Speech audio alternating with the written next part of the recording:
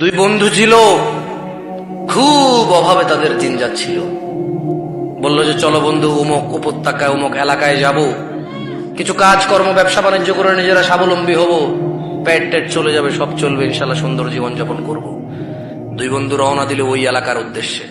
পথে মধ্যে এমন একটা গ্রাম পড়লো যারা কিছু দেব দেবতার পূজা করত। ওই গ্রামের মানুষের বিশ্বাস ছিল যে কেউ যদি এই গ্রাম পার হয় আর তাদের দেবতাকে কোনো কিছু উৎসর্গ না করে, কোরবানি না দেয়, গিফট হাদিয়া না দেয় তাদের দেবতার জন্য, তাহলে ওই গ্রামের অকল্যাণ হবে, অশুভ হবে। তারা ওই দুই বন্ধুকে আটকালো এবং বলল যে তোমরা এই গ্রাম যদি পার হতে হয় তাহলে আমাদের দেবতার নামে মানত করতে হবে। কি করতে হবে? নজর নিয়াজ করতে হবে, নিয়ত করতে হবে, কোরবানি দিতে হবে, কিছুটা দিতে হবে আমাদের দেবতাকে। দুই বন্ধু বলল যে আমরা অপারগ, আমাদের কাছে কিছুই নেই। কি বলল? আমাদের কাছে কিছুই নেই। তারপর ওই গ্রামবাসী বলল যে শোনো, যদি হয় একটা মাসি হইলেও দিতে হবে, নাহলে এখান থেকে পার পাওয়া যাবে না। একজন করলো কি, মাসি একটা নিল আর ও দেবতার জন্য দিয়ে দিল।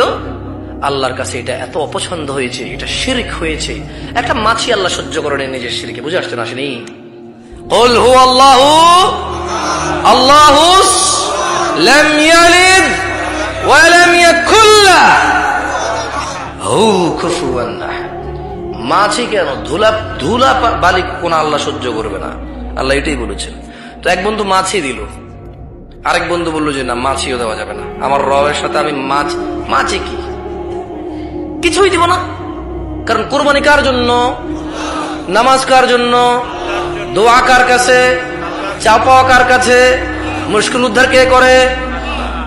রিজিক কে দেয়? চাকরি বাকরি কে ব্যবস্থা করেছে? হায়াতের মালিক কে? সুস্থতার মালিক কে? আমরা কার কাছে যাব? খালাস, সে দিবে না। আর তাকে হত্যা করা হলো।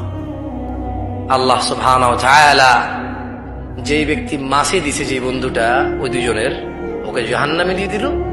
আর যে মাছি না দিয়ে যে হত্যা হয়ে গেল, তাকে জান্নাত দিয়ে দিল। সুবহানাল্লাহ।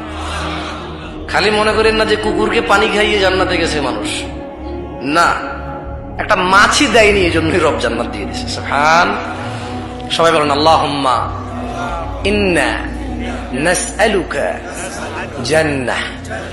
আল্লাহুম্মা ইন্না নাসআলুকা জান্নাহ।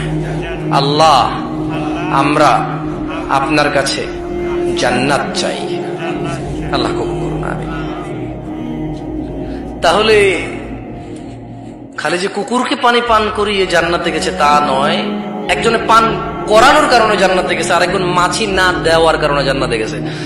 মা বোনদেরকে উদ্দেশ্য করে বলে, ডাব নারিকেল হুঁশ করে যাবেন, কোথায় নিয়ে যাবেন?